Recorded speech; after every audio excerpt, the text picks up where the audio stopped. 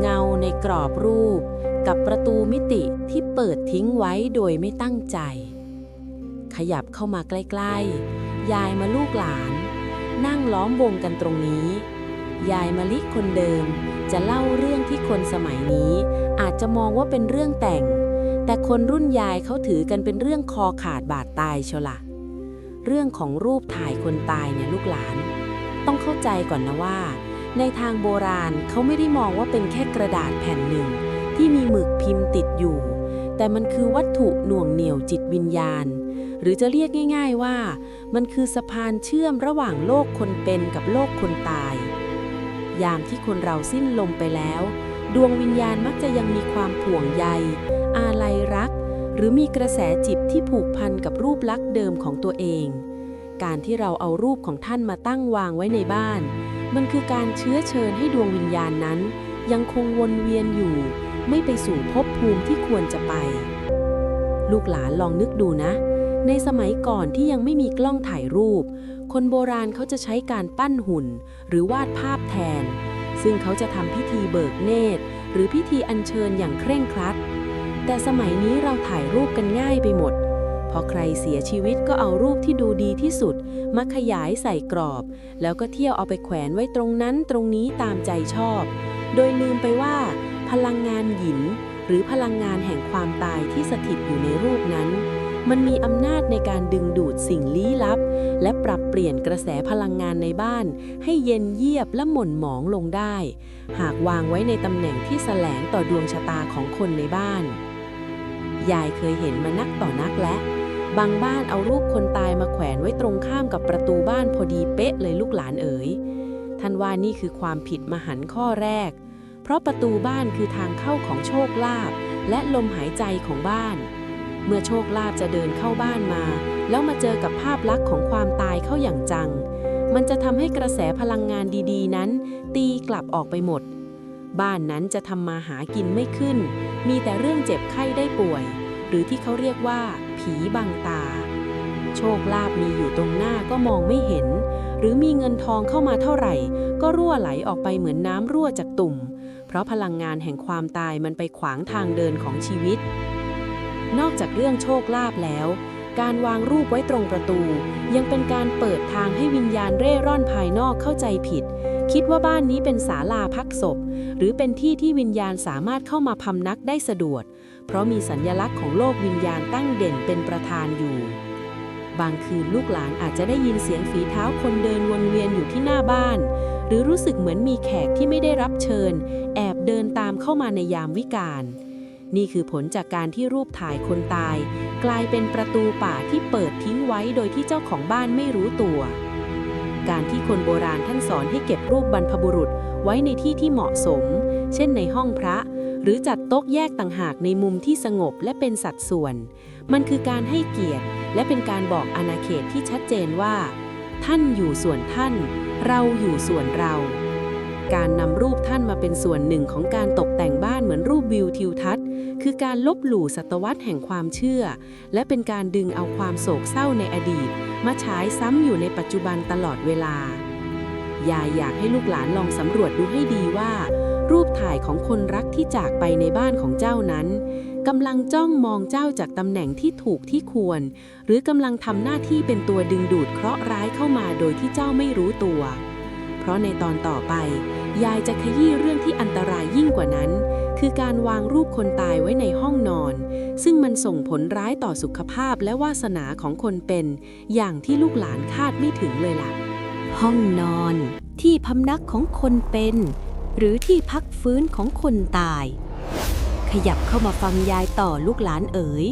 เรื่องนี้ยายต้องย้ำหนักๆเพราะเห็นเด็กสมัยนี้ชอบทำกันจังด้วยความรักความอาลัยที่มีต่อพ่อแม่หรือคนรักที่จากไปบางคนถึงขั้นเอารูปถ่ายของผู้วายชนมาตั้งไว้ที่หัวเตียงหรือแขวนไว้ตรงปลายเตียงเพื่อให้มองเห็นเป็นสิ่งสุดท้ายก่อนนอนและสิ่งแรกที่ตื่นมาเห็นยายจะบอกให้ว่านี่คือการกัดกินพลังชีวิตของคนเป็นอย่างรุนแรงที่สุดเลยนะลูกหลานในทางความเชื่อไทยโบราณห้องนอนคือสถานที่แห่งพลังหยางหรือพลังงานแห่งการเกิดใหม่ ยามที่เราหลับไหลเพื่อฟื้นฟูร่างกายการนำรูปคนตายซึ่งเปี่ยมไปด้วยพลังงานที่หยุดนิ่งและเยือกเย็นมาไว้ในห้องนอนมันคือการผสมผสานธาตุที่เข้ากันไม่ได้ลูกหลานลองนึกดูนะเวลาที่เราหลับขวัญของเราจะอ่อนกำลังลงที่สุดจิตใต้สำนึกจะเปิดกว้างการที่มีดวงตาจากโลกวิญญาณจ้องมองเราอยู่ตลอดทั้งคืนมันจะทำให้ขวัญของเจ้ากระเจิดกระเจิงบางคนจะฝันร้ายซ้ำๆฝันเห็นคนตายมาเรียกบ้างมานั่งทับอกบ้างหรือฝันว่าตัวเองกำลังเดินทางไปในที่มืดดำที่หาทางออกไม่ได้นี่ไม่ใช่แค่เรื่องความเครียดแต่มันคือการที่ดวงจิตของผู้วายชนพยายามจะสื่อสารหรือดึงพลังงานชีวิตจากคนเป็นเพื่อนำไปหล่อเลี้ยงกระแสจิตของท่านเองโดยที่ท่านอาจจะไม่ได้ตั้งใจทำร้ายเราเลยก็ได้แต่มันคือกฎของธรรมชาติที่พลังอ่อนจะถูกพลังแรงดึงดูดไปยายมีเรื่องเล่าจากหมู่บ้านเก่าแถวสุพรรณบุรีมีหลานสาวบ้านหนึ่งรักปู่มากเพราะปู่ตายก็เอารูปปู่มาตั้งไว้บนหัวเตียงปรากฏว่าเด็กคนนั้นจากที่เคยร่าเริงก็กลายเป็นคนเสื่องซึมหน้าตาหมองคล้ำเหมือนคนไม่ได้นอนมาเป็นเดือนไปหาหมอกี่คนก็บอกว่าปกติแต่พอยายไปเห็นห้องนอนเข้ายายเลยรีบบอกให้ย้ายรูปปู่ออกไปไว้ในห้องพระและทำพิธีขอขมาเชื่อไหมลูกหลานเพียงไม่กี่วันเด็กคนนั้นกลับมาสดใสหน้าตามีเลือดฝาดขึ้นทันตาเห็นเพราะอะไรรู้ไหมเพราะพลังงานจากคนตายที่ตั้งอยู่หัวเตียงมันไปกดขวัญของเด็กไว้ไม่ให้จิตได้พักผ่อนอย่างเต็มที่เหมือนคนต้องแบกของหนักนอนอยู่ตลอดเวลานอกจากนี้การวางรูปคนตายไว้ปลายเตียงยิ่งอันตรายเข้าไปใหญ่ท่านว่าเหมือนเรานอนให้คนตายดูดวงหรือจ้องมองพฤติกรรมในที่ลับของเราตลอดเวลามันเป็นการลบหลู่ทั้งคนเป็นและคนตายห้องนอนเป็นพื้นที่ของความกามราคะและความส่วนตัวซึ่งพลังงานเหล่านี้มันขัดกับสภาวะของดวงวิญญาณที่ควรจะมุ่งสู่ความสงบการทำแบบนี้จะทำให้ชีวิตคู่ยืนยาวได้ยากมักจะมีเรื่องทะเลาะเบาะแว้งกันโดยไม่มีสาเหตุหรือความสัมพันธ์จืดจางไปเพราะมีบุคคลที่สามจากโลกวิญญาณขั้นกลางอยู่ตลอดเวลาลูกหลานเอ๋ยความรักไม่ได้วัดกันที่การเอารูปมาวางไว้ใกล้ตัวที่สุดแต่วัดกันที่การส่งบุญกุศลไปให้ท่านในที่ที่ถูกที่ควรการวางรูปผิดที่ในห้องนอนนั้นมันจะทำให้ธาตุไฟในตัวเจ้ามอดดับลงล้มป่วยออดแอดหาสาเหตุไม่ได้และที่น่ากลัวกว่านั้นคือถ้าดวงชะตาเจ้าตกต่ำลงในตอนนั้นวิญญาณอื่นที่แฝงมากับรูปนั้นอาจจะเข้าสิงสู่หรือมาอยู่อาศัยแทนที่เจ้าได้ง่ายๆเลยล่ะนะแต่ว่านั้นลูกหลานถ้าห้องนอนว่าแย่แล้วยังมีอีกตำแหน่งหนึ่งในบ้านที่คนมักมองข้ามแต่มันคือจุดที่ทำให้คนตายยังไม่อิ่มและคนเป็นจะอดตายนั่นคือการวางรูปไว้ในห้องกินข้าวหรือห้องครัวเรื่องนี้มันจะส่งผลร้ายต่อปากท้องและเศรษฐกิจของบ้านยังไงกลิ่นธูปปนกลิ่นกับข้าวเมื่อห้องครัวกลายเป็นแดนสนธยา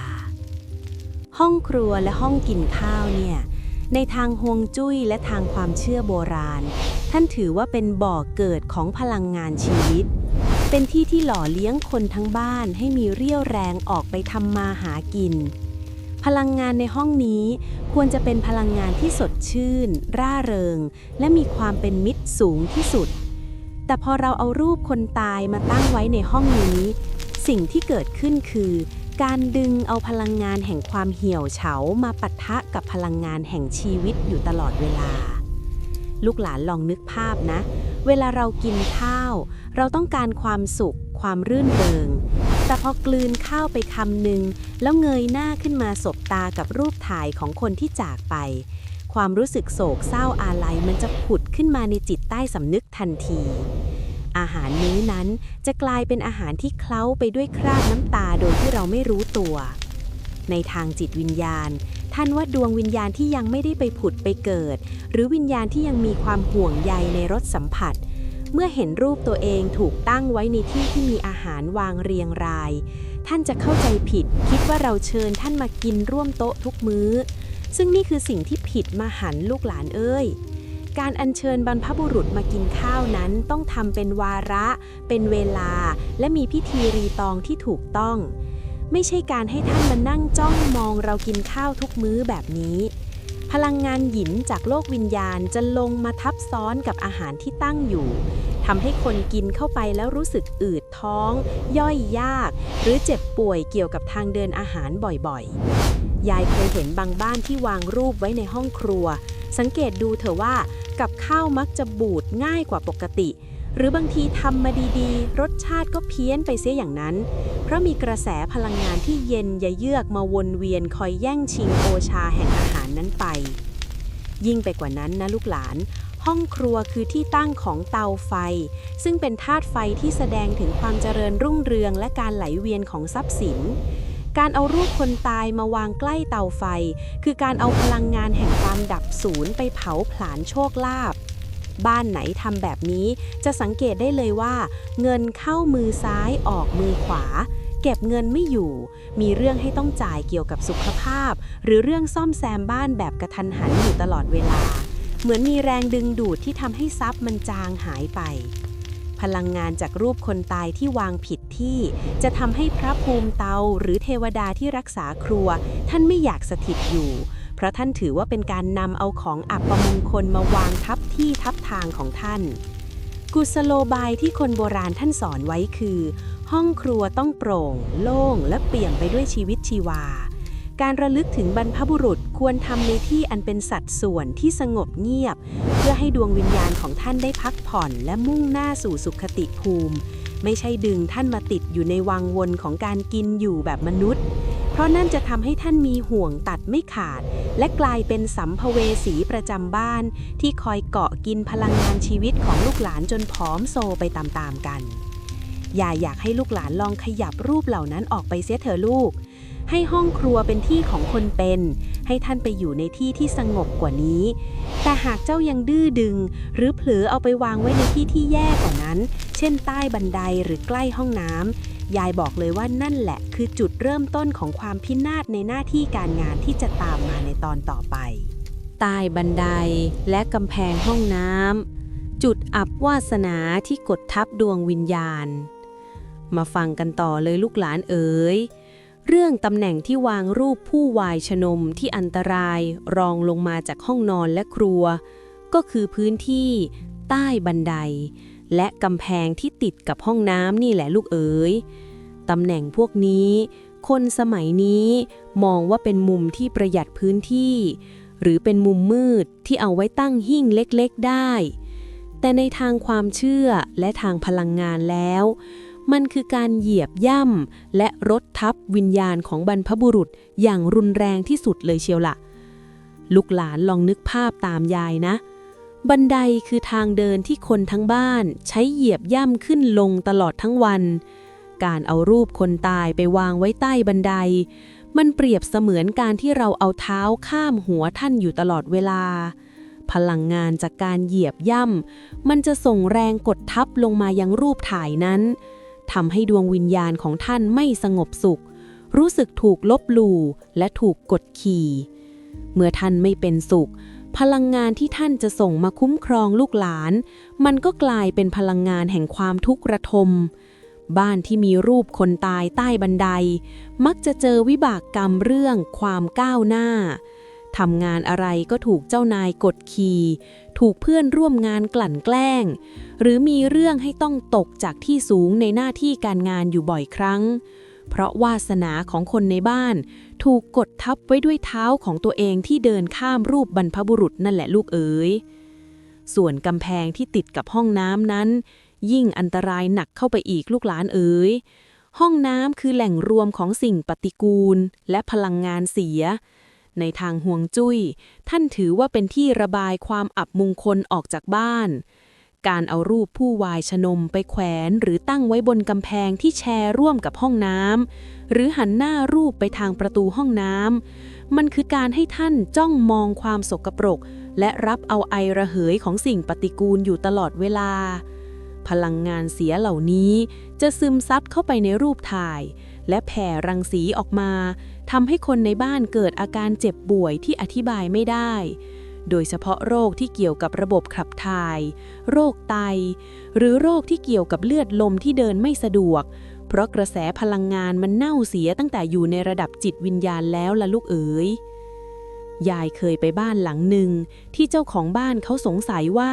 ทำไมลูกชายคนโตถึงขี้โรคและทำมาหากินไม่ขึ้นเลยพอยายเดินสำรวจก็เห็นรูปถ่ายของปู่แขวนอยู่บนกำแพงที่หลังกำแพงเป็นโถส้วมพอดีเป๊ะยายถึงกับอุทานออกมาเลยลูกหลานเอ๋ยเพราะนั่นคือการราดรถความโชคร้ายใส่หัวบรรพบุรุษทุกวันพอเขาย้ายรูปออกไปไว้ในที่ที่สูงส่งและสะอาดสะอ้านชีวิตเขาก็เริ่มคลี่คลายขึ้นอย่างประหลาดนี่คือสิ่งสำคัญที่ลูกหลานต้องจำไว้ว่าความกตัญญูไม่ได้แสดงออกแค่มีรูปแต่ต้องดูด้วยว่าเราเอาท่านไปไว้ในที่ที่เสื่อมเสียหรือไม่การวางรูปไว้ที่ต่ำหรือที่อับลมแบบนั้นมันยังทำให้จิตใจของคนในบ้านเศร้าหมองและขาดความกระตือรือร้นเพราะเรามองเห็นภาพของความตายอยู่ในมุมที่สกปรกหรือต่ำต้อยพลังงานแห่งความเคารพรักมันจะหายไปเหลือจากความรู้สึกห่อเหี่ยวใจอยากให้ลูกหลานมองดูผนังบ้านตัวเองตอนนี้สิว่ามีรูปไหนที่ตั้งอยู่หลังโถส้วมหรือใต้ฝ่าเท้าใครหรือเปล่าถ้ามีรีบขยับขยายเถอะลูกก่อนที่วาสนาของเจ้าจะดับวูบไปเหมือนไฟที่ถูกสาดด้วยน้ำเสียและในตอนต่อไปยายจะเล่าถึงเรื่องที่คนสมัยนี้ชอบทำกันมากคือการวางรูปคนตายรวมกับรูปคนเป็นหรือแขวนไว้ใกล้ๆกับกระจกเงาเจ้าเอ๋ยเรื่องนี้มันจะทำให้มิติต่างๆมันสับสนจนขวัญกระเจิงยังไงบ่วงเสน่หาในกรอบรูปและอาถรรพ์กระจกเงาสะท้อนวิญญาณลูกหลานเอ๋ยความรักความผูกพันมันเป็นเรื่องดีนะลูกแต่ในโลกของวิญญาณและพลังงานท่านว่าคนอยู่ส่วนคนตายอยู่ส่วนตายการที่เจ้าเอารูปถ่ายของคนที่ยังมีชีวิตอยู่ไปตั้งวางคู่กับรูปของคนที่เสียชีวิตไปแล้วในลักษณะที่ดูเหมือนเขายังใช้ชีวิตอยู่ด้วยกันหรือแขวนรูปเรียงต่อกันเป็นตับบนผนังบ้านโดยไม่แยกแยะพื้นที่ให้ชัดเจนในทางโบราณท่านถือว่าเป็นกุศโลบายเตือนใจเรื่องการดึงดวงจิตท่านว่าพลังงานหยินจากรูปคนตายมันมีความเข้มข้นและเย็นเยือกเมื่อมาวางประชิดกับรูปคนเป็นที่มีพลังงานหยางซึ่งเป็นพลังแห่งชีวิตพลังงานที่เย็นกว่ามักจะดูดซับหรือกัดกินพลังงานที่ร้อนกว่าเสมอเจ้าลองสังเกตดูเถอะโลกบ้านไหนที่เอารูปคนตายกับคนเป็นมาตั้งปนกันบ่อยๆคนในรูปที่ยังเป็นอยู่มักจะมีอาการเจ็บป่วยบ่อยหน้าตาดูหมองคล้ำขาดราศีเหมือนคนที่มีอะไรมาบดบังดวงชะตาอยู่ตลอดเวลาเพราะในระดับจิตใต้สำนึกทุกครั้งที่เรามองไปที่รูปนั้นจิตเราจะเชื่อมโยงคนเป็นเข้ากับความตายโดยอัตโนมัติมันเป็นการตอกย้ำกระแสแห่งการพลัดพรากและดึงให้ขวัญของคนเป็นหลุดลอยไปหาอดีตที่ไม่มีวันหวนคืนพลังงานแห่งความเศร้ามันจะแผ่ซ่านออกมาจากรูปผู้วายชนแล้วไปเกาะอยู่กับรูปคนเป็นทำให้ชีวิตของคนที่ยังอยู่เดินหน้าไปได้ยากทำอะไรก็ติดขัดเหมือนมีโซ่ตรวนที่มองไม่เห็นฉุดรั้งไว้ที่ขายิ่งไปกว่านั้นนะลูกหลานเรื่องกระจกเงานี่คือข้อห้ามที่ยายต้องย้ำนักย้ำหนาห้ามเด็ดขาดเลยนะลูกที่จะวางรูปคนตายไว้ในตำแหน่งที่กระจกเงาสามารถสะท้อนเห็นรูปนั้นได้พอดีเจ้าเอ๋ยกระจกเงาในทางไสยศาสตร์ไทยโบราณท่านถือว่าเป็นประตูมิติหรือตัวคูณพลังงาน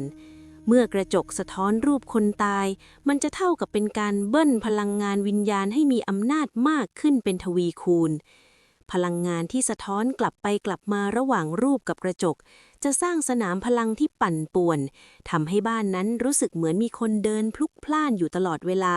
ทั้งที่ไม่มีใครอยู่มันจะทำให้คนในบ้านอยู่ไม่เป็นสุขกระสับกระส่ายนอนสะดุ้งและอาจจะเห็นเงาแปลกๆในกระจกบ่อยครั้งเพราะกระจกมันไปดึงเอาเงาจากโลกวิญญาณมาปรากฏให้เห็นชัดเจนขึ้น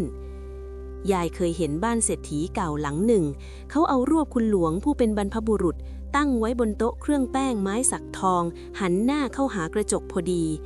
ปรากฏว่าลูกหลานที่เข้าไปนอนห้องนั้นมักจะละเมอออกมาพูดจาเป็นภาษาคนสมัยก่อนหรือบางคนก็ตื่นมาพบว่ามีรอยฟกช้ำตามตัวเหมือนถูกหยิกถูกตีพอมาหาหมอผีมาดูท่านก็บอกว่าเพราะกระจกมันเปิดทางให้คุณหลวงท่านข้ามฝั่งมาอบรมลูกหลานได้ง่ายเกินไปจนเกิดความวุ่นวายระหว่างภพภูมินี่แหละลูกหลานที่เขาเรียกว่าการวางผิดที่มันอันตรายถึงขั้นรบกวนการใช้ชีวิตปกติการแยกรูปคนเป็นออกจากรูปคนตายให้ชัดเจนคือการให้เกียรติทั้งสองฝ่ายนะลูกให้คนตายได้อยู่ในที่อันสงบเพื่อมุ่งสู่การเดินทางใหม่และให้คนเป็นได้มีพื้นที่หายใจในโลกของปัจจุบันพลังงานแห่งความรักที่บริสุทธิ์ควรส่งผ่านการทำบุญตักบาตรไม่ใช่การดึงรั้งท่านไว้ในกรอบรูปที่วางผิดที่จนกลายเป็นบ่วงคล้องคอคนในบ้านและลูกหลานรู้ไหมว่านอกจากเรื่องการวางปนกันแล้วยังมีอีกหนึ่งตำแหน่งที่คนมองว่าเป็นมุมสงบแต่มันกลับเป็นมุมอับวิญญาณที่ทำให้บ้านมืดมนนั่นคือการวางรูปไว้ในทางเดินที่แคบและมืดหรือตามซอกหลืบของบ้านเรื่องนี้มันจะส่งผลต่อทางเดินของชีวิตและสุขภาพจิตของคนในบ้านยังไงทางผีผ่านในเขตรั้วบ้านและอาถรรพ์รูปถ่ายในมุมอืดมาฟังยายต่อลูกหลานเอ๋ยเรื่องตำแหน่งวางรูปที่ยายจะขยี้ต่อนี้คือเรื่องของทางเดินที่ยาวและแคบหรือตามซอกหลืบมืดๆในบ้านที่คนมักจะคิดว่ามันเป็นที่สงบไม่มีใครมารบกวนเลยเอารูปคนตายไปแขวนไว้ตรงนั้นเจ้าเอ๋ยเจ้ากำลังทำในสิ่งที่คนโบราณเขาเรียกว่าการสร้างทางผีผ่านขึ้นในบ้านตัวเองโดยไม่รู้ตัวเลยเชียวล่ะในทางความเชื่อโบราณท่านว่า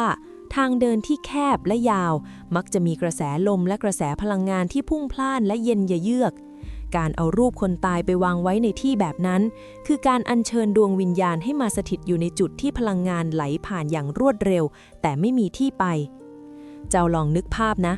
เมื่อวิญญาณมาสถิตอยู่ในรูปที่ตั้งอยู่ในทางแคบๆท่านจะรู้สึกเหมือนถูกกักขังอยู่ในอุโมงค์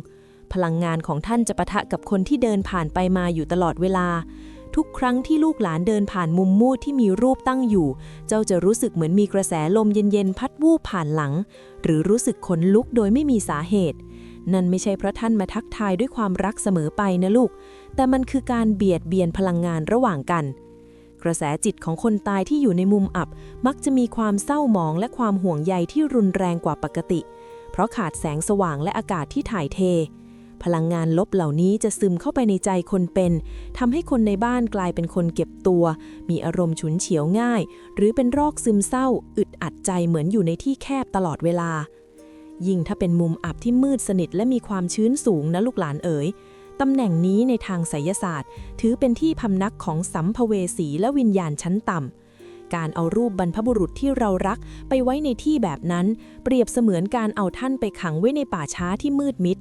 ท่านจะไม่มีความสุขและวิญญาณอื่นๆที่วนเวียนอยู่ในมุมอับนั้นจะเข้ามาเบียดบังหรือมาแฝงอยู่ในรูปถ่ายนั้นแทนที่บรรพบุรุษของเราบางครั้งรูปที่เจ้าไหว้ทุกวันอาจไม่ใช่ญาติพี่น้องของเจ้าแล้วแต่เป็นวิญญาณเร่ร่อนที่มาชุบมือเปิบกินของเส้นและรับเอาความเคารพของเจ้าไปเพื่อเพิ่มตบะให้ตัวเองซึ่งพวกนี้มักจะมาพร้อมกับความอัปมงคลทำให้บ้านนั้นเจอแต่เรื่องโชคร้ายมีเรื่องเสียเงินเสียทองหรือมีคนเจ็บป่วยหนักในบ้านอยู่เป็นประจำยายเคยเจอเคสหนึ่งนะลูกหลานเอ๋ยบ้านนี้เขาเอารูปถ่ายของแม่วางไว้ในซอกตู้ข้างกำแพงที่มืดและอับมากเขาบอกว่าอยากให้อยู่เงียบๆปรากฏว่าคนในบ้านนอนไม่หลับกันทั้งบ้านเพราะจะได้ยินเสียงร้องไห้กระซิกออกมาจากซอกตู้นั้นทุกวันพระพอยายไปดูถึงได้เห็นว่าพลังงานความโศกเศร้าของคนตายมันถูกบีบคั้นอยู่ในที่แคบจนมันระเบิดออกมาเป็นเสียงให้คนเป็นได้รับรู้พอเขาย้ายรูปออกมาไว้ในห้องพระที่มีแสงสว่างมีอากาศถ่ายเทเสียงเหล่านั้นก็หายไปทันทีและคนในบ้านก็กลับมาทำมาหากินคล่องตัวขึ้นนี่คือข้อพิสูจน์ว่าที่ทางของวิญญาณต้องมีความสง่างามและสว่างไสวไม่แพ้คนเป็นกุลโสบายของคนโบราณท่านสอนให้เราจัดวางสิ่งของให้เป็นระเบียบและสว่างไสวเสมอก็เพื่อไม่ให้เกิดจุดที่พลังงานเน่าเสียสะสม การมีรูปผู้วายชนมนในมุมมืดคือการเพาะเชื้อร้ายทางวิญญาณที่จะกัดกินความรุ่งเรืองของบ้านเจ้าต้องจำไว้นะลูกหลานเอ๋ยบรรพบุรุษคือผู้มีพระคุณท่านควรได้อยู่ในที่ที่มองเห็นลูกหลานเติบโตอย่างมีความสุขไม่ใช่ถูกทิ้งไว้ในซอกตู้ที่มืดมิดแต่ลูกหลานเอ๋ยยังมีอีกตำแหน่งหนึ่งที่คนมักจะเถียงยายว่ามันสูงและเหมาะสมที่สุดนั่นคือการวางรูปไว้ในห้องพระหรือบนหิ้งพระเจ้าอย่าเพิ่งคิดว่ามันดีเสมอไปนะลูกเพราะถ้าหากวางผิดลำดับชั้นหรือวางปนกับพระพุทธรูปในระดับเดียวกันเมื่อไหร่อาถรรพ์ที่เกิดขึ้นจะทำให้บ้านนั้นล่มจมยังไงเดี๋ยวตอนหน้ายายจะมาขยี้เรื่องการจัดลำดับชั้นวิญญาณและสิ่งศักดิ์สิทธิ์ให้ฟังกันแบบเนื้อเลยลูกบารมีที่เอื้อมไม่ถึงกับความร้อนรุ่มบนหิ้งพระลูกหลานเอ๋ยหิ้งพระหรือห้องพระในบ้านเนี่ยคือจุดที่มีพลังงานความร้อนจากพุทธานุภาพและเทวานุภาพเข้มข้นที่สุดการที่เจ้าเอารูปปู่ย่าตายายหรือพ่อแม่ที่เสียชีวิตไปแล้วขึ้นไปตั้งบนหิ้งเดียวกับพระพุทธรูปหรือวางไว้ในระดับสายตาเดียวกันพอดีเป๊ะเนี่ยในทางโบราณท่านถือว่าเป็นการล่วงเกินอย่างรุนแรงเลยเชียวล่ะเจ้าต้องเข้าใจนะว่าพระพุทธเจ้าคือผู้ที่อยู่เหนือสามโลกทรงมีบารมีมหาศาลส่วนบรรพบุรุษของเรานั้นแม้ท่านจะเป็นคนดีขนาดไหนแต่ดวงจิตที่ยังต้องเวียนว่ายตายเกิดนั้นยังมีกิเลสและความยึดมั่นแฝงอยู่พลังงานคนละระดับแบบนี้เมื่อนำมาวางชิดติดกันพลังงานที่แรงกว่าอย่างพุทธคุณจะข่มและเบียดขับพลังงานของดวงวิญญาณให้กระสับกระส่ายเจ้าลองนึกภาพนะลูกหลานเหมือนเราเอาคนธรรมดาไปยืนท่ามกลางแสงแดดที่แผดเผาของดวงอาทิตย์ยามเที่ยงวันโดยไม่มีร่มกางให้ท่านจะรู้สึกร้อนรุ่มอยู่ไม่เป็นสุขแทนที่ท่านจะได้พักผ่อนสงบในห้องพระท่านกลับต้องคอยหลบรัศมีธรรมที่แรงกล้าเกินกว่าดวงจิตของท่านจะรับไหวยายเคยเห็นบางบ้านนะลูกหลานพอวางรูปบรรพบุรุษไว้ระดับเดียวกับพระพุทธรูปไม่นานนักคนในบ้านจะมีอาการปวดหัวโดยหาสาเหตุไม่ได้หรือเกิดอาการร้อนรุ่มในใจกระสับกระส่ายเหมือนมีไฟสุมซวงอยู่ตลอดเวลานั่นเพราะพลังงานในห้องพระมันปั่นป่วนจากการจัดลำดับชั้นที่ผิดเพี้ยนไปกุศโลบายโบราณท่านจึงสอนให้จัดหิ้งแบบลดหลั่นลูกหลานต้องทำหิ้งบรรพบุรุษให้ต่ำกว่าหิ้งพระอย่างน้อย1 หรือ 2 ระดับและห้ามวางเยื้องไปทางทิศตะวันตกเด็ดขาดการทำแบบนี้คือการให้เกียรติบรรพบุรุษให้อยู่ในที่ที่ท่านสบายใจและได้รับกระแสธรรมอย่างพอเหมาะพอควรไม่ใช่เอาท่านไปทรมานใต้รัศมีที่สูงเกินไปยิ่งไปกว่านั้นนะลูกหลานห้ามเอารูปคนตายมาทำหน้าที่เป็นฐานรองหรือวางของมีคมไว้ข้างๆรูปท่านในห้องพระเด็ดขาดเพราะนั่นจะทำให้บ้านนั้นเจอแต่เรื่องเลือดตกยางออกมีปากเสียงกันจนบ้านแตกสาแรกขาดเพราะดวงวิญญาณท่านโกรธเคืองที่ลูกหลานทำตัวไม่รู้ที่ต่ำที่สูงยายจำได้มีบ้านคหบดีแถวคลองรังสิตเขาภูมิใจมากที่เอารูปถ่ายคุณปู่ที่สั่งทำพิเศษด้วยเซรามิกอย่างดีไปวางไว้ข้างๆพระพุทธรูปทองคำบนหิ้งใหญ่ปรากฏว่าหลังจากนั้นไม่ถึงปีธุรกิจค้าข้าวที่รุ่งเรืองกลับสุดหวบลูกหลานทะเลาะกันเรื่องมรดกจนถึงขั้นขึ้นโรงขึ้นศาลพอยายมีโอกาสได้ไปเห็นหิ้งพระบ้านเขายายถึงกับขนลุกสู้เพราะกระแสพลังงานมันตีกันยุ่งเหยิงไปหมดยายเลยบอกให้เขาแยกหิ้งบรรพบุรุษออกมาตั้งต่างหากให้อยู่ในมุมที่สงบและต่ำกว่าพระเชื่อไหมลูกหลานความร้อนรุ่มในบ้านมันค่อยๆเย็นลงอย่างน่าประหลาดใจนี่แหละคือความสำคัญของลำดับชั้นวิญญาณที่คนสมัยนี้ชอบมองข้ามเพียงเพราะอยากให้มันดูสวยงามแต่ลูกหลานเอ๋ยนอกจากการวางรูปบนที่สูงที่ผิดวิธีแล้วยังมีอีก1 ตำแหน่งที่คนมักมองว่ามันเท่หรือดูเป็นส่วนเป็นสัตว์ดีแต่มันคือการตัดทางเดินชีวิตของคนในบ้านอย่างรุนแรงนั่นคือการวางรูปไว้ที่หัวบันไดหรือกำแพงที่หันหน้าเข้าหาบันไดกระแสลมพัดผ่านวิญญาณกับอาถรรพ์รูปถ่ายหน้าบันไดขยับเข้ามาฟังยายต่อลูกหลานเอ๋ยเรื่องตำแหน่งหน้าบันไดหรือหัวบันไดเนี่ยคือจุดบอดที่คนทำพลาดกันเยอะที่สุดจุดหนึ่งเลยเชียวล่ะ บางคนชอบแขวนรูปปู่ย่าตายายไว้ตรงชานพักบันได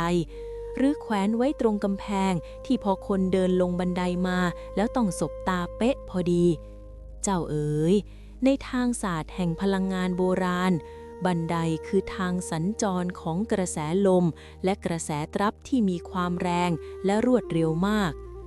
การเอารูปคนตายไปขวางทางเดินของกระแสแบบนั้นคือการนำดวงวิญญาณของบรรพบุรุษไปรับแรงกระแทกของลมหายใจบ้านอยู่ตลอดเวลาลูกหลานลองนึกภาพนะบันไดเปรียบเหมือนน้ำตกที่ไหลลงมาตลอดเวลาการเอารูปไปตั้งขวางไว้ตรงทางลงบันไดพลังงานที่ไหลลงจะพุ่งเข้าชนรูปถ่ายนั้นอย่างจังทำให้ดวงวิญญาณของบรรพบุรุษต้องตกอยู่ในสภาวะขวัญกระเจิงตลอดเวลาท่านจะได้ไม่พักผ่อนและกระแสที่พุ่งชนจะทำให้ดวงจิตของท่านมีอาการปั่นป่วนส่งผลถึงคนในบ้านให้มีชีวิตที่ไม่มั่นคงเดี๋ยวดีเดี๋ยวร้ายการงานที่เคยทำมาดีๆก็อาจจะหลุดมือไปง่ายๆเหมือนน้ำที่ไหลลงบันไดนั่นแหละลูกพลังงานแห่งความมั่นคงมันจะหายไปเพราะบรรพบุรุษที่ควรจะเป็นผู้คุ้มครองกลับต้องมาคอยต้านทานกระแสลมหายใจบ้านที่รุนแรงเกินไปนอกจากนี้การที่คนเดินขึ้นเดินลงผ่านรูปท่านตลอดเวลาในมุมของความเชื่อโบราณท่านว่าเหมือนเราเดินข้ามหน้าข้ามตาท่านอยู่ทุกวัน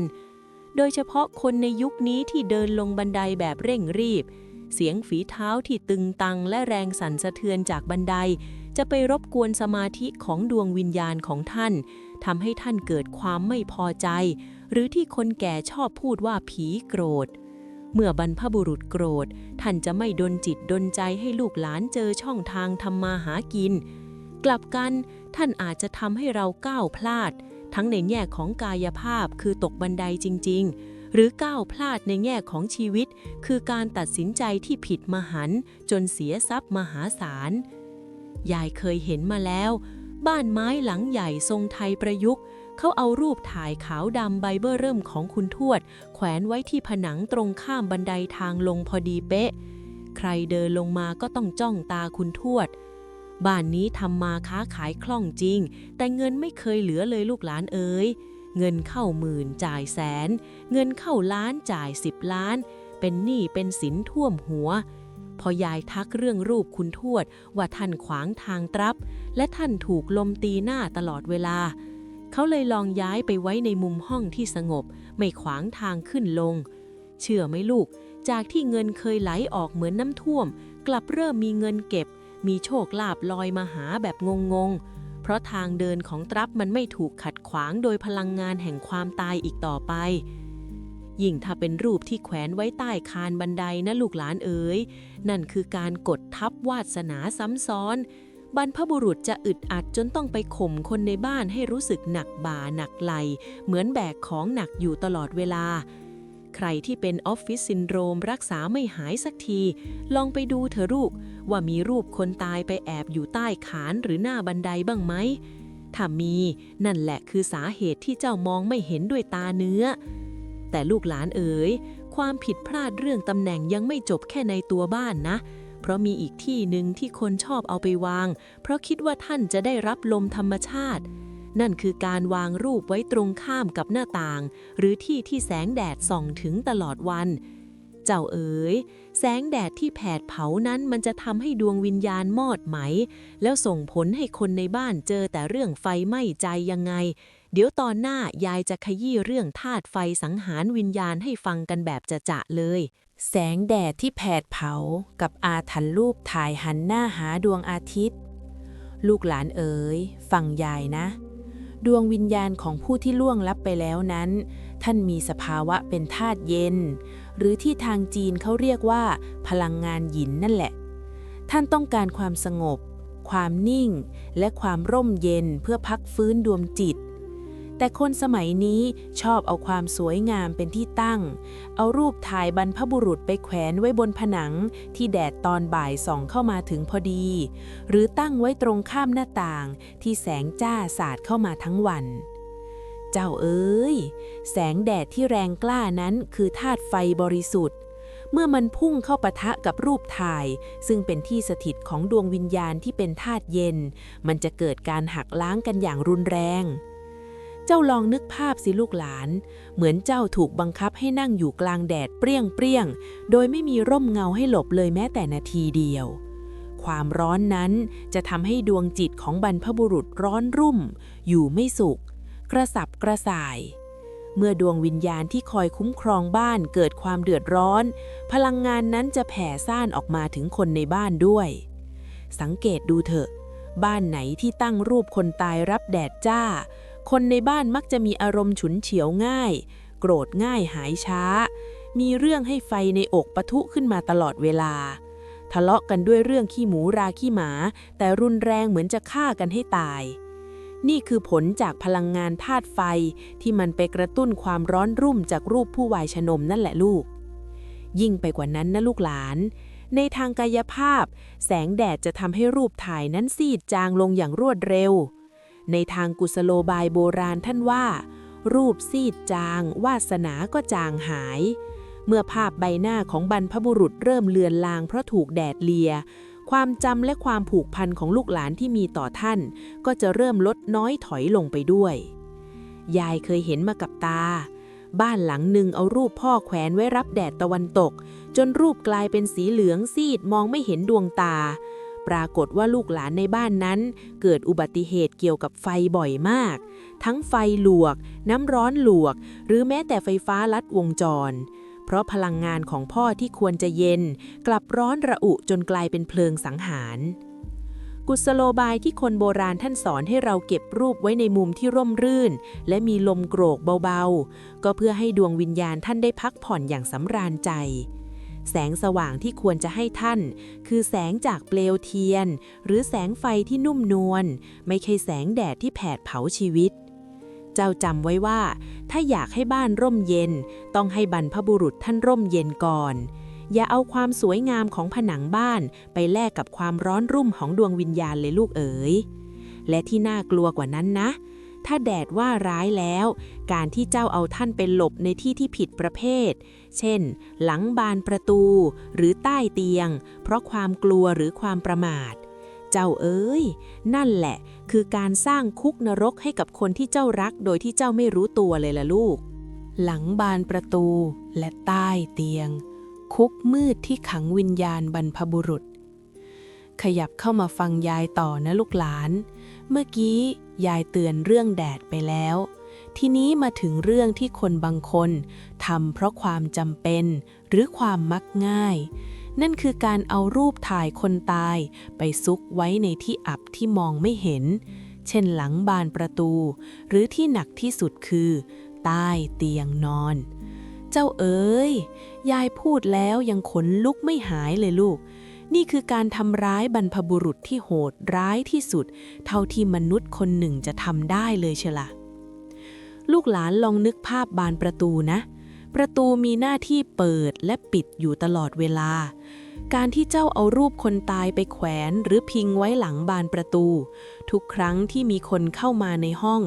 บานประตูนั้นจะกระแทกเข้ากับพลังงานของรูปถ่ายนั้นอย่างจังในทางวิญญาณท่านว่าเหมือนเราเดินไปตบหน้าท่านทุกครั้งที่เราเข้าห้องบรรพบุรุษจะสะดุ้งขวัญผวาไม่มีความสงบสุขแม้แต่วินาทีเดียวพลังงานที่ถูกกระแทกซ้ำแล้วซ้ำเล่าจะเปลี่ยนจากความเมตตาให้กลายเป็นความโกรธแค้นบ้านที่มีรูปหลังประตูมักจะเจออุบัติเหตุแบบไม่คาดฝันอยู่บ่อยๆเช่นประตูหนีบมือเดินชนขอบประตูหรือมีคนแปลกหน้าบุกรุกเข้าบ้านได้ง่ายเพราะยามเฝ้าประตูอย่างวิญญาณบรรพบุรุษท่านมัวแต่บาดเจ็บจากการอาศัยอยู่หลังบานประตูนั่นเองส่วนการเอาไปไว้ใต้เตียงนะลูกหลานยายขอร้องเถอะอย่าทำเด็ดขาดใต้เตียงคือที่สะสมของฝุ่นผงและความมืดการที่เจ้าเอาคนตายไปไว้ใต้ที่นอนที่เจ้าใช้สัญจรและหลับนอนมันคือการข้ามหัวและเหยียบย่ำท่านในระดับที่รุนแรงที่สุด พลังงานจากการนอนทับคนตายจะทำให้เจ้ามีอาการฝันร้ายเรื้อรัง รู้สึกเหมือนมีคนมาดึงขาตอนกลางคืน หรือรู้สึกหนักอึดอัดที่อกเหมือนถูกผีอำอยู่ทุกคืน เพราะดวงวิญญาณที่ถูกขังอยู่ใต้เตียงท่านพยายามจะตะเกียกตะกายขึ้นมาเพื่อขอความช่วยเหลือพลังหยินที่นิ่งตายใต้เตียงจะดูดเอาพลังชีวิตของเจ้าไปจนหมดตื่นมาจะเพลียเหมือนไปวิ่งมาราธอนมาทั้งคืนยายเคยเจอคนหนึ่งเขาเสียเมียไปแล้วทำใจไม่ได้แต่ก็กลัวผีเลยเอารูปเมียใส่กล่องซุกไว้ใต้เตียงที่เขานอนทุกคืนเชื่อไหมลูกไม่ถึงครึ่งปีชายคนนั้นกลายเป็นคนสติฟั่นเฟือนพูดคนเดียวหน้าตาหมองคล้ำดำเครียดเหมือนคนถูกของเพราะเขารับเอาความทุกข์ของเมียที่ถูกขังอยู่ในคุกมืดใต้เตียงมาไว้ที่ตัวเองตลอดเวลาการทำแบบนี้ไม่ใช่ความรักนะลูกแต่มันคือการสร้างกรรมใหม่ที่รุนแรงมากบรรพบุรุษท่านต้องการความสง่างามและความเคารพไม่ใช่การถูกซุกซ่อนเหมือนของไร้ค่ากลโยบายโบราณท่านสอนว่าสิ่งของที่ระลึกถึงผู้ล่วงลับต้องวางไว้ในที่ที่มองเห็นได้ชัดเจนแต่ไม่รบกวนการซุกซ่อนคือการแสดงออกถึงความกลัวหรือความไม่ใส่ใจซึ่งดวงวิญญาณท่านรับรู้ได้เจ้าต้องจำไว้ว่าถ้าเจ้าไม่ให้ที่อยู่ที่สมเกียรติแก่ท่านท่านก็อาจจะมาทวงเอาจากเจ้าในรูปแบบของสุขภาพที่พังทลายแต่ลูกหลานเอ๋ยเรื่องตำแหน่งยังไม่หมดแค่นี้นะมีอีกที่หนึ่งที่คนชอบเอาไปวางเพราะคิดว่าท่านจะได้ดูทีวีเป็นเพื่อนหรือได้เห็นความเครื้อนเครงของลูกหลานนั่นคือการวางรูปไว้ข้างโทรทัศน์หรือเครื่องเสียงเจ้าเอ๋ยคลื่นแทรกวิญญาณเหล่านี้มันจะทำให้บรรพบุรุษหูอือตาลายจนกลายเป็นผีบ้ายังไงเดี๋ยวตอนหน้ายายจะขยี้เรื่องคลื่นรบกวนดวงจิตเคลื่อนรบกวนดวงจิตกับเสียงกำปนาตที่เขย่าวิญญาณลูกหลานเอ๋ยฟังยายนะในโลกของคนตายนั้นดวงวิญญาณท่านดำรงอยู่ด้วยกระแสจิตที่ละเอียดอ่อนท่านต้องการสภาวะที่สงบนิ่ง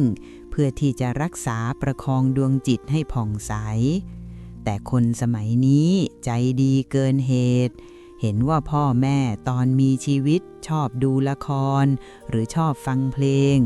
พอท่านเสียไปก็เอารูปท่านไปตั้งไว้ข้างๆโทรทัศน์ใบใหญ่หรือวางประชิดติดกับลำโพงเครื่องเสียงที่เปิดเพลงกระหึ่มทั้งวันเจ้าเอ้ยนั่นแหละคือการสร้างนรกทางเสียงให้กับบรรพบุรุษโดยที่เจ้าไม่รู้ตัวเลยละในทางไสยศาสตร์และพลังงานโบราณท่านว่าเครื่องใช้ไฟฟ้าทุกชนิดมีกระแสแม่เหล็กและคลื่นความถี่ที่แผ่ออกมาตลอดเวลายิ่งเป็นเครื่องเสียงที่มีแรงสั่นสะเทือนของเบสหนักๆหรือโทรทัศน์ที่มีภาพเคลื่อนไหววูบวาบเคลื่อนเหล่านี้มันจะไปกระแทกพลังงานรอบรูปถ่ายอยู่ตลอดเวลาเจ้าลองนึกภาพนะลูกหลานเหมือนดวงวิญญาณท่านกำลังพยายามจะนั่งสมาธิให้สงบแต่กลับมีคนเอาค้อนปอนมาทุบผนังข้างหูท่านปังปังปังตลอดทั้งวันทั้งคืนท่านจะสะดุ้งขวัญผวาหูอื้อตาลายจนดวงจิตปั่นป่วนวุ่นวายไปหมดพลังงานที่ร้อนแรงจากเครื่องใช้ไฟฟ้าจะไปสลายพลังงานหยินที่ร่มเย็นของดวงวิญญาณทำให้ท่านเกิดอาการกระสับกระส่ายแล้วกลายเป็นดวงวิญญาณที่ดุร้ายหรือเศร้าหมองอย่างรุนแรงยายเคยเห็นมาแล้วนะลูกบ้านหนึ่งรักอาม่ามากแขวนรูปอาม่าไว้ตรงข้ามทีวีพอดีเป๊ะเปิดทีวีดูหนังบู๊หนังยักษ์กันทั้งวันปรากฏว่าคนในบ้านนั้นอยู่ๆก็มีอาการหูแววได้ยินเสียงคนตะโกนด่าหรือได้ยินเสียงของแตกในบ้านทั้งที่ไม่มีอะไรตกแตกพอยายไปดูถึงได้รู้ว่าอาม่าท่านโกรธท่านหนวกหูจนอยากจะระเบิดอารมณ์ออกมาให้ลูกหลานรู้พลังงานที่ปั่นป่วนจากรูปถ่ายข้างเครื่องใช้ไฟฟ้าจะแผ่รังสีลบออกมาทำให้คนในบ้านมีอาการประสาทเสียนอนไม่หลับ หรือมีอาการสั่นกังวลลึกๆในใจโดยไม่มีสาเหตุเพราะบ้านทั้งบ้านมันเต็มไปด้วยคลื่นความถี่ที่ขัดแย้งระหว่างโลกวัตถุกับโลกวิญญาณกุศโลบายที่คนโบราณท่านสอนให้เราจัดที่ทางบรรพบุรุษไว้ในมุมที่เงียบสงบที่สุดก็เพื่อให้ท่านได้มีเวลาทบทวนบุญกุศลและมุ่งหน้าสู่ทางสว่างการเอาท่านมาไว้ในที่อึกทึกคือการดึงท่านมาติดอยู่ในบ่วงแห่งกิเลสที่ท่านควรจะปล่อยวางไปได้แล้วยายจะบอกให้ว่าเงินทองวาสนาจะไหลเข้าบ้านได้ยากมากหากในบ้านมีกระแสพลังงานที่ตีกันนัวเนียแบบนี้เจ้าจงจำไว้ว่าถ้าอยากให้ท่านอยู่เป็นเพื่อนให้ชวนท่านสวดมนต์ไม่ใช่ชวนท่านดูทีวีเพราะเสียงสวดมนต์คือคลื่นมงคลแต่เสียงละครคือคลื่นมายาที่ทำร้ายดวงจิตท่านและที่สำคัญกว่าเรื่องเสียงนะลูกคือเรื่องของทิศทางเจ้าเอ้ยถ้าวางรูปหันไปในทิศที่มืดบอดหรือทิศที่ขัดกับดวงชะตาเมืองวาสนาของเจ้าจะดับวูบลงยิ่งกว่าไฟดับทั้งเมืองเสียอีกเดี๋ยวตอนหน้ายายจะมาขยี้เรื่องทิศมรณะกับการวางรูปผิดองศาทิศมรณะกับการวางรูปผิดองศาเมื่อทิศตะวันตกไม่ใช่ที่พักพิงเสมอไปมาฟังยายต่อลูกหลานเอ๋ยเรื่องทิศทางนี่คนเข้าใจผิดกันเยอะมากบางคนบอกว่าคนตายต้องหันหน้าไปทิศตะวันตกเพราะเป็นทิศของโลกวิญญาณหรือบางคนบอกต้องหันไปทางทิศเหนือเพราะเป็นทิศเย็นเจ้าเอ๋ยยายจะบอกให้ว่าการวางรูปบรรพบุรุษนั้นมันมีรหัสลับที่ซ่อนอยู่ในเข็มทิศแห่งกรรมหากเจ้าวางผิดทิศเพียงแค่องศาเดียวจากที่จะมาคุ้มครองท่านจะกลายเป็นมาขวางทางเจริญของเจ้าทันทีในตำราโบราณท่านว่าทิศตะวันตกคือทิศแห่งการอัสดงหรือการดับศูนย์การหันหน้ารูประดับบรรพบุรุษไปทางทิศตะวันตกโดยตรงนั้นในมุมหนึ่งคือการส่งท่านสู่สุคติแต่ในอีกมุมหากตำแหน่งนั้นมืดและอับลมมันคือการทำให้ดวงวิญญาณจมดิ่งอยู่กับความมืดมิดและไม่ยอมไปไหนบ้านที่มีรูปคนตายหันไปทางทิศตะวันตกในมุมที่อับแสงมักจะเจอเรื่องความเสื่อมถอยทำอะไรก็ดูเหมือนจะจบลงที่ความล้มเหลวหรือมีอาการดวงตกแบบกระทันหันบ่อยๆเพราะทิศตะวันตกมันคือพลังงานที่หมดแรงเมื่อไปซ้อนทับกับรูปคนตายพลังงานแห่งความรุ่งเรืองในบ้านก็จะพลอยมอดดับไปด้วยแต่ทิศที่อันตรายยิ่งกว่าคือทิศตะวันตกเฉียงใต้ซึ่งในทางโหราศาสตร์ไทยถือว่าเป็นทิศของอสูรหรือทิศที่พลังงานลบไหลเวียนได้ง่ายหากเจ้าวางรูปผู้วายชนหันหน้าไปทิศนี้หรือวางพิงผนังทิศนี้พอดีพลังงานจากรูปท่านจะไปดึงดูดเอาวิญญาณเร่ร่อนหรือสัมภเวสีที่มีมิจฉาทิฐิเข้ามาแฝงตัวอยู่รอบๆรูปถ่ายนั้นได้ง่ายมากท่านว่าเหมือนเราเปิดหน้าต่างรับโจรเข้าบ้านนั่นแหละลูกพลังงานของบรรพบุรุษจะถูกกลบด้วยพลังงานของผีสัมภเวสีทำให้บ้านนั้นมีแต่เรื่องร้อนใจมีคนปองร้ายหรือมีเรื่องคดีความไม่เว้นแต่ละวันเพราะทิศนี้มันคือทิศแห่งความวุ่นวายยายเคยไปดูบ้านหลังหนึ่งเขาแขวนรูปพ่อหันไปทางทิศตะวันออกเฉียงเหนือซึ่งคนโบราณเรียกทิศนี้ว่าประตูผีเจ้าเอ๋ยบ้านนั้นน่ากลัวมากคนในบ้านมักจะเห็นเงาดำเดินผ่านไปมาบ่อยๆเด็กทารกในบ้านร้องไห้จ้าตอนกลางคืนไม่ยอมหยุดเพราะการหันรูปไปทิศประตูผีคือการเปิดมิติให้โลกวิญญาณเข้ามาแทรกแซงโลกคนเป็นได้ง่ายที่สุดยายเลยต้องรีบให้เขาปรับทิศหันหน้าไปทางทิศเหนือหรือทิศตะวันออกซึ่งเป็นทิศของธาตุน้ำและธาตุไฟแห่งชีวิตเพื่อให้ดวงวิญญาณท่านได้รับพลังงานที่ส่งเสริมความร่มเย็นและการเริ่มต้นใหม่กุศโลบายเรื่องทิศทางนี้สอนให้เรารู้จักสอดประสานชีวิตเข้ากับธรรมชาติลูกหลานเอ๋ยการจัดวางที่ถูกทิศคือสร้างชัยภูมิแห่งบุญให้กับบ้านเจ้าต้องจำไว้ว่าบรรพบุรุษคือรากแก้วของต้นไม้ ถ้าเราวางรากไว้ในทิศที่ดินเสียต้นไม้ก็ยืนต้นตายแต่ถ้าเราวางไว้ในทิศที่เหมาะสมต้นไม้ก็แผ่กิ่งก้านสาขาคุ้มครองเราได้นานแสนนานแต่ลูกหลานเอ๋ยเรื่องที่อันตรายกว่าทิศทางยังมีอยู่นะคือเรื่องของวัสดุที่ใช้ทำกรอบรูปและของที่เอามาวางหน้ารูปนะเจ้าอย่าคิดว่าเอาอะไรมาวางก็ได้นะลูกเพราะถ้าเอาของที่แสลงต่อดวงจิตมาวางไว้บรรพบุรุษท่านจะเจ็บปวดเหมือนถูกเข็มแทงยังไงเดี๋ยวตอนหน้ายายจะขยี้เรื่องธาตุสังหารในของเส้นไหว้ให้ฟังกันแบบลึกซึ้งเลยละจ้ะไอสังหารในเครื่องเส้นกับหนามแหลมที่ทิ่มแทงดวงวิญญาณฟังยายนะการจัดหิ้งหรือที่วางรูปผู้วายชนมนั้นสิ่งที่สำคัญที่สุดคือความสงบและร่มเย็นแต่คนสมัยนี้บางคนมักง่ายเห็นว่าตรงหน้ารูปท่านมีพื้นที่ว่างก็เอาตะกร้าเย็บผ้าที่มีเข็มมีกรรไกรไปวางไว้หรือบางคนชอบสะสมของมีคมอย่างมีดพับมีดหมอหรือแม้กระทั่งเอากระบองเพชรที่มีหนามแหลมคมไปตั้งประดับเพื่อความสวยงามเจ้าเอ๋ยในโลกของพลังงานและจิตวิญญาณของที่มีความแหลมคมเหล่านี้มีรังสีสังหารที่รุนแรงมากเมื่อนำไปวางไว้หน้ารูปถ่ายซึ่งเป็นจุดดึงดูดกระแสจิตของดวงวิญญาณมันเปรียบเสมือนการเอาเข็มเป็นร้อยเป็นพันเล่มไปจ่อที่หน้าของบรรพบุรุษอยู่ตลอดเวลาเจ้าลองนึกภาพนะลูกหลานถ้ามีคนเอาของแหลมมาจ่อที่ตาเจ้าจะรู้สึกอย่างไรท่านจะรู้สึกเจ็บปวดกระวนกระวายและไม่สามารถเข้ามารับบุญกุศลที่เจ้าส่งไปให้ได้สะดวกเลยพลังงานแหลมคมนี้จะไปตัดกระแสแห่งความเมตตาที่ท่านจะมอบให้ลูกหลานบ้านไหนที่มีของมีคมวางหน้ารูปคนตายมักจะมีเรื่องให้คนในบ้านต้องเจ็บเนื้อเจ็บตัวหรือมีปากเสียงกันในลักษณะที่คำพูดเชือดเฉือนใจเหมือนถูกมีดกรีดทะเลาะกันรุนแรงจนถึงขั้นแตกหักตัดพี่ตัดน้องเพราะไอสังหารจากของแหลมคมเหล่านั้นมันไปกระตุ้นธาตุโทสะของคนในบ้านให้พุ่งพล่านยายเคยไปบ้านหลังหนึ่งนะลูกหลานเขาบ่นว่าพี่น้องในบ้านทะเลาะกันเรื่องมรดกจนเกือบจะยิงกันตาย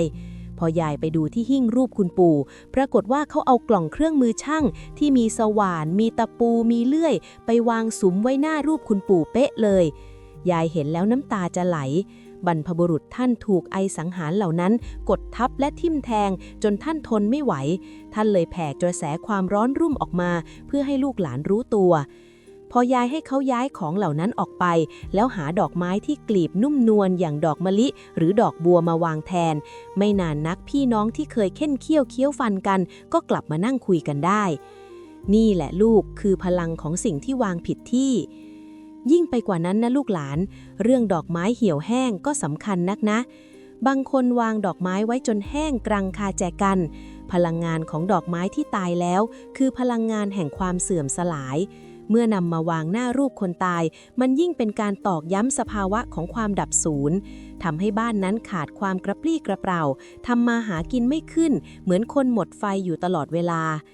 ยายจะบอกให้ว่าถ้าไม่มีดอกไม้สดก็ไม่ต้องวางเลยยังจะดีกว่าการวางของที่เน่าเสียหรือเหี่ยวเฉาไว้ต่อหน้าท่านกุศโลบายนี้สอนให้เรารู้จักใส่ใจและประณีตต่อผู้มีพระคุณเพราะความประณีตของเจ้าคือความประณีตของวาสนาที่จะเกิดขึ้นในชีวิตเจ้าเอง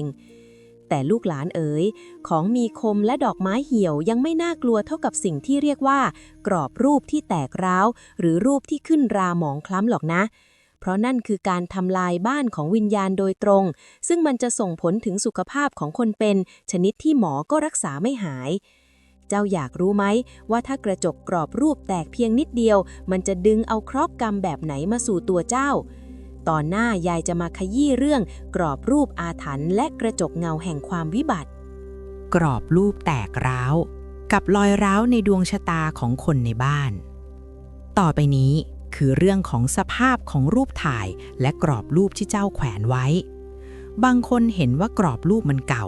กระจกมีรอยร้าวที่มุมนิดหน่อยหรือตัวรูปเริ่มมีคราบน้ำคราบเชื้อราขึ้นจนบดบังใบหน้าของบรรพบุรุษ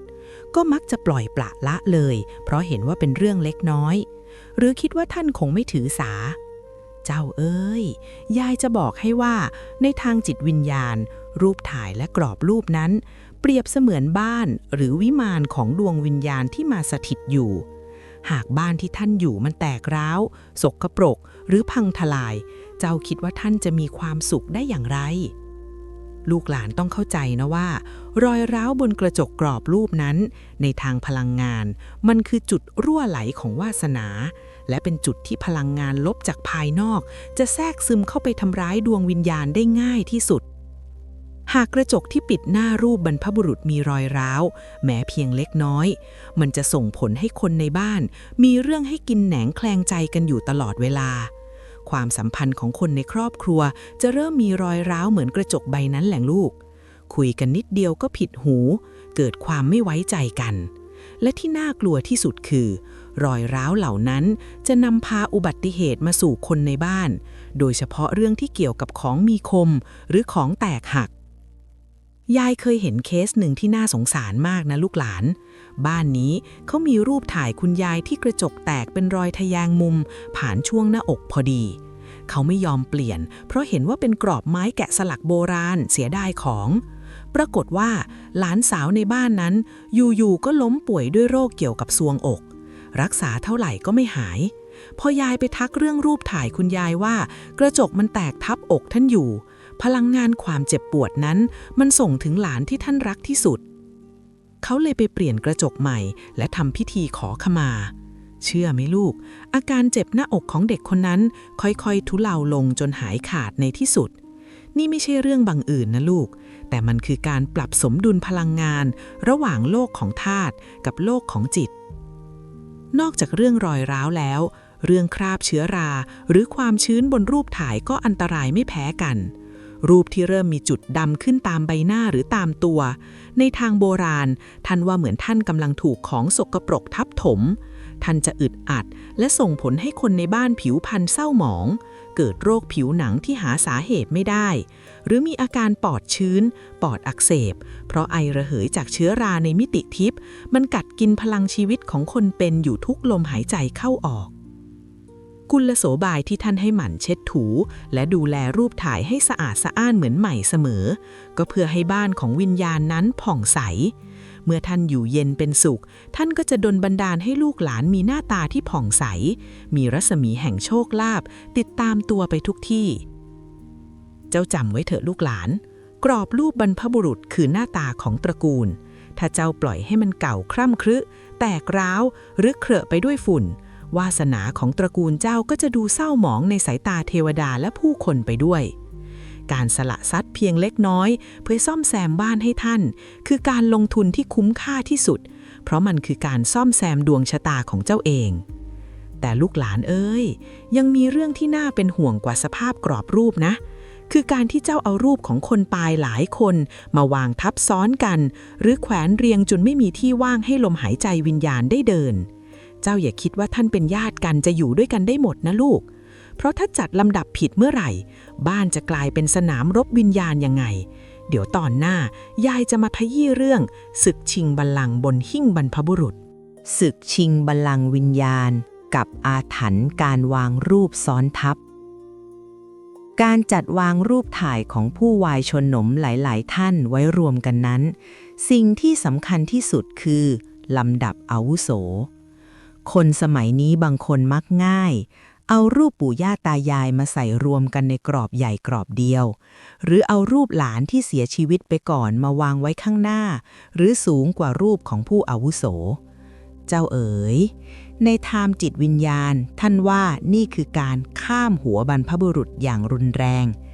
พลังงานของผู้อาวุโสนั้นมีความหนักแน่นและมีบารมีปกเกล้าส่วนดวงจิตของผู้อ่อนวัยกว่ายังมีกระแสที่ว่าวุ่นกว่า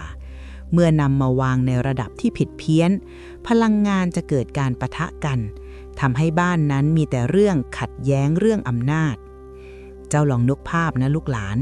เหมือนในที่ทำงานที่ลูกน้องไปนั่งเก้าอี้เจ้านายหรือเด็กไปชี้นิ้วสั่งผู้ใหญ่บรรพบุรุษท่านจะรู้สึกถูกลบหลู่ไม่เป็นสุขและดวงจิตของท่านจะแผ่กระแสความไม่สงบออกมาปกคลุมบ้านสังเกตดูเถอะลูก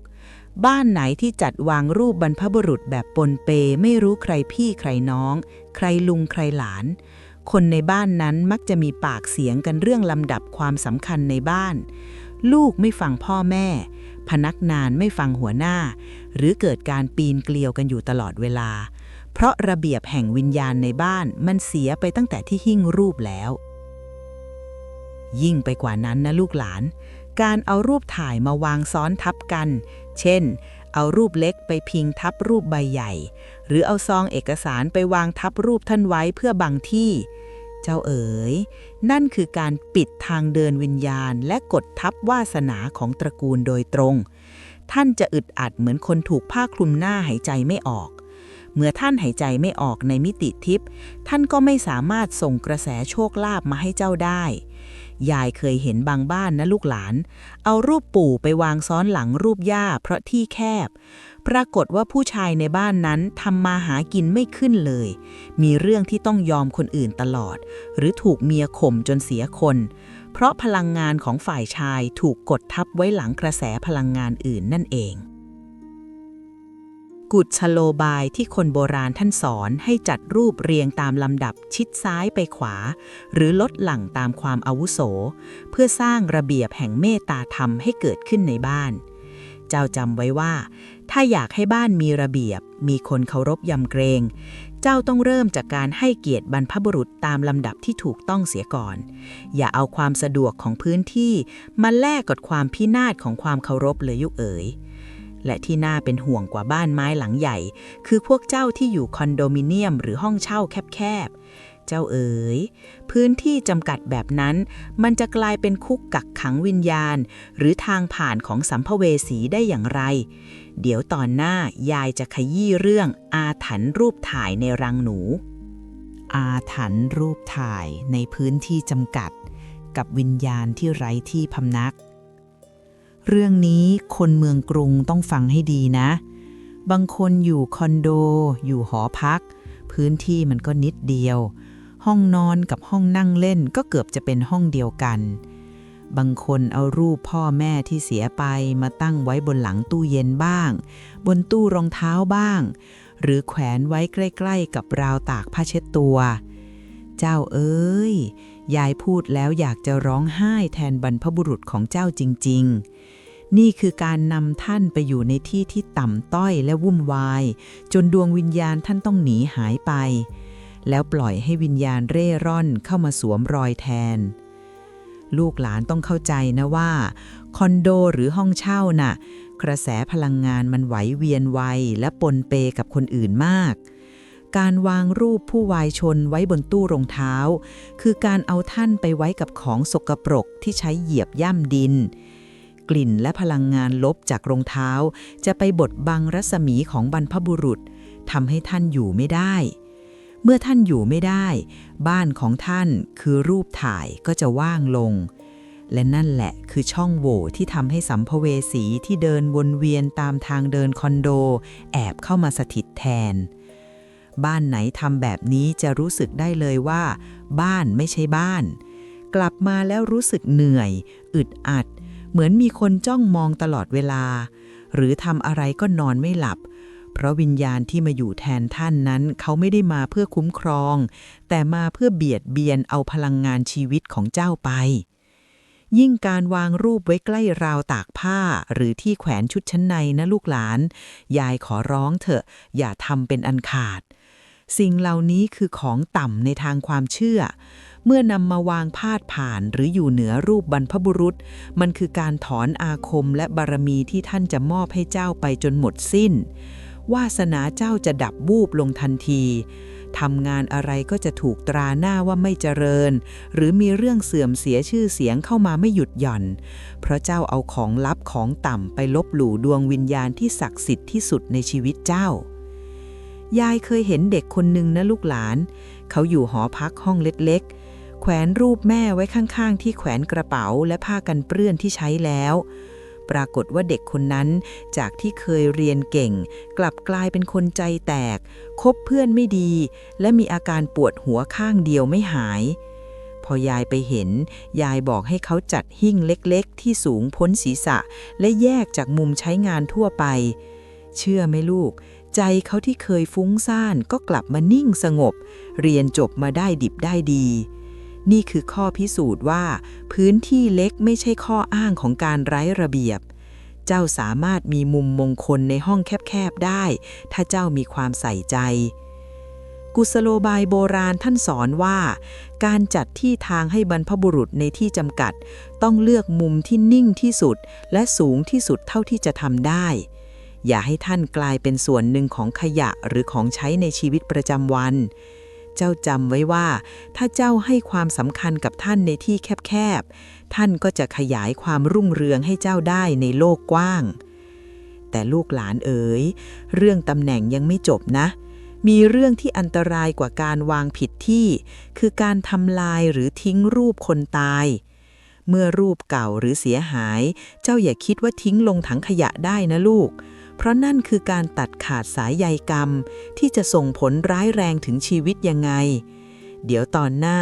ยายจะมาขยี้เรื่องอาถรรพ์รูปถ่ายที่ถูกทอดทิ้ง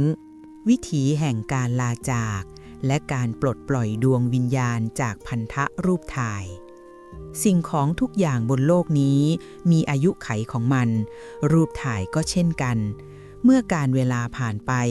รูปอาจจะซีดจางกรอบอาจจะผุพังหรือบางบ้านต้องย้ายที่อยู่อาศัยจนไม่สามารถเก็บรูปไว้ได้หมด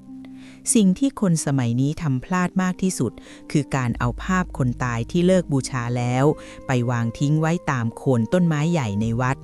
หรือที่หนักกว่านั้นคือโยนลงถังขยะรวมกับเศษอาหารเจ้าเอ๋ยเจ้ารู้ไหมว่านั่นคือการตัดขาดสายใยกตัญญูในระดับที่รุนแรงที่สุดบรรพบุรุษที่เคยคุ้มครองเจ้า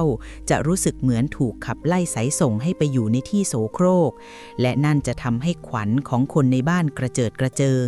ทำอะไรก็ไม่เจริญมีแต่เรื่องให้เสียเกียรติเสียชื่อเสียงเพราะเจ้าทำลายเกียรติของรากเหง้าตัวเองมาถึงตรงนี้แล้วหลานๆหลายคงได้คิดในเรื่องบางเรื่องจากหัวข้อนี้ไม่มากก็น้อย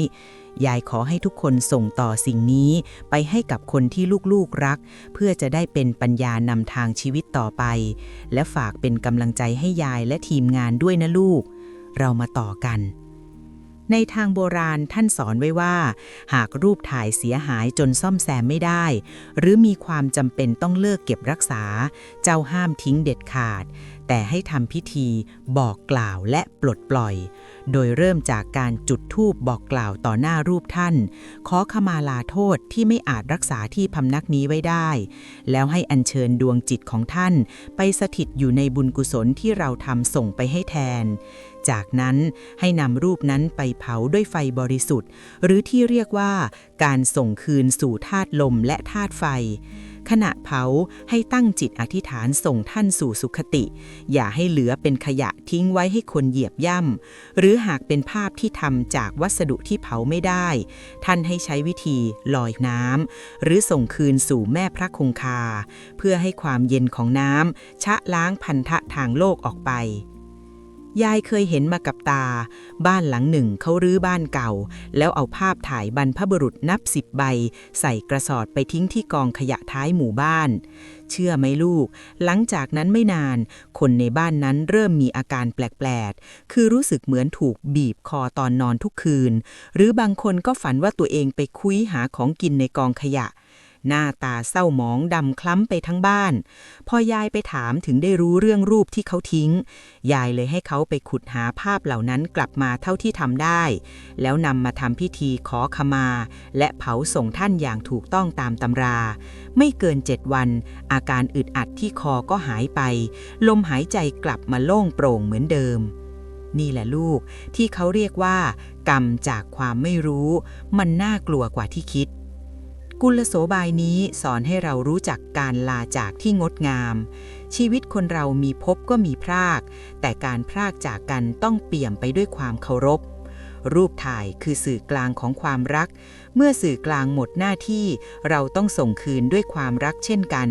อย่าปล่อยให้ความทรงจำกลายเป็นภาระและอย่าปล่อยให้ภาระกลายเป็นบาปกรรม อยากให้เจ้าจำไว้ว่า บรรพบุรุษท่านไม่ได้อยู่ในรูปหรอกลูกท่านอยู่ในความดีของเจ้าแต่รูปคือเครื่องเตือนใจให้เจ้าทำความดีถ้าเจ้าทิ้งเครื่องเตือนใจแบบไร้เยื่อใยความดีในใจเจ้าก็จะมัวหมองไปด้วยแต่ลูกหลานเอ๋ยเรื่องของการวางรูปผิดที่ยังมีบทสรุปที่ยิ่งใหญ่กว่านั้นคือการถอดรหัสว่าทำไมเราถึงต้องใส่ใจเรื่องนี้ถึงเพียงนี้และกรรมทั้ง3ข้อที่ซ่อนอยู่นั้นมันจะนำพาเราไปสู่ทางสว่างหรือทางมืดในบั้นปลายชีวิตบทสรุปแห่งสายใยศรัทธาและทางสว่างของคนหลังกรอบรูปมาถึงตอนจบแล้วนะลูกหลานเอ๋ยขยับเข้ามาล้อมวงให้ชิดที่สุดยายจะขมวดปมทั้งหมดที่เล่ามา18 ตอนให้เจ้าฟังเพื่อให้เจ้าได้เป็นผู้ตื่นและเป็นผู้รักษามงคลในบ้านของตัวเองสืบไปเรื่องรูปคนตายวางผิดที่นั้นแก่นแท้ของมันไม่ใช่เรื่องผีหลอกวิญญาณหลอนอย่างที่เด็กๆกลัวกันแต่มันคือเรื่องของการจัดระเบียบพลังงานความกตัญญูให้ถูกที่ถูกทางเพื่อให้เกิดผลดีต่อทั้งคนตายและคนเป็นซึ่งยายสรุปออกมาเป็นกรรม3 ข้อที่ซ่อนอยู่ดังนี้กรรมข้อแรกคือกรรมแห่งสายใยสื่อสารรูปที่วางถูกที่คือสายเสาอากาศที่รับกระแสบุญได้ชัดเจนแต่รูปที่วางผิดที่คือสายที่รั่วไหลทำให้ดวงวิญญาณยังติดอยู่ในวังวนของโลกมนุษย์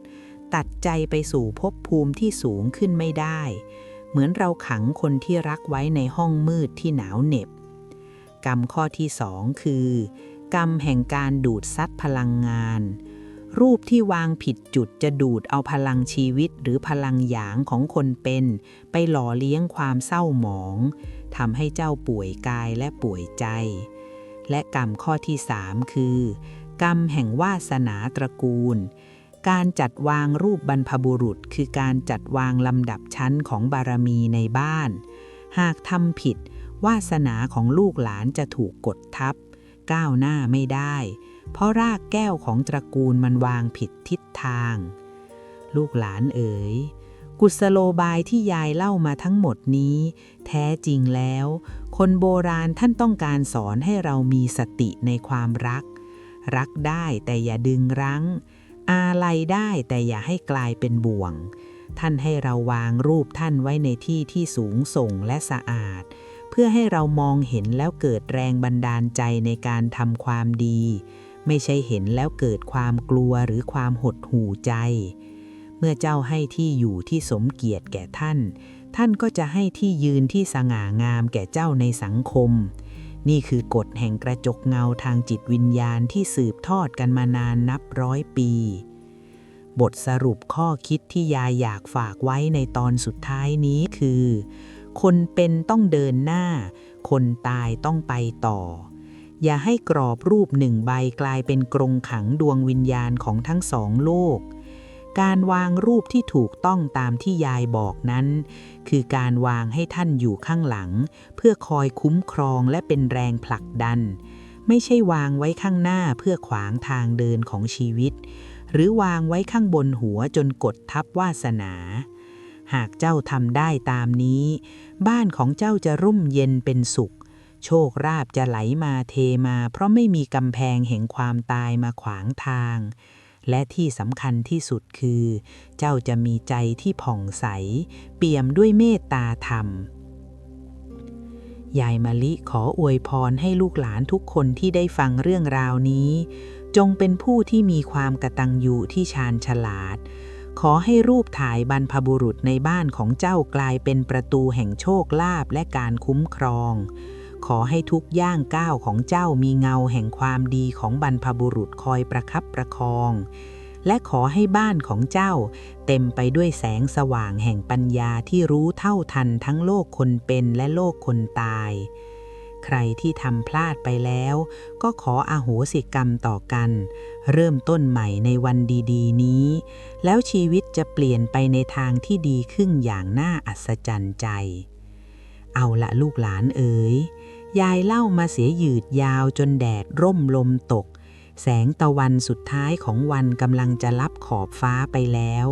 แต่อย่าลืมนะลูก แสงสว่างที่แท้จริงต้องจุดขึ้นในใจของเจ้าเอง ขอบใจมากที่นั่งฟังยายจนจบเรื่องนี้ หวังว่าเรื่องราวของยายจะเป็นประโยชน์และช่วยคุ้มครองดวงชะตาของพวกเจ้าทุกคนนะลูกนะ วันนี้ยายขอลาไปพักผ่อนก่อน แล้วพบกันใหม่ สวัสดีลูกหลานทุกคน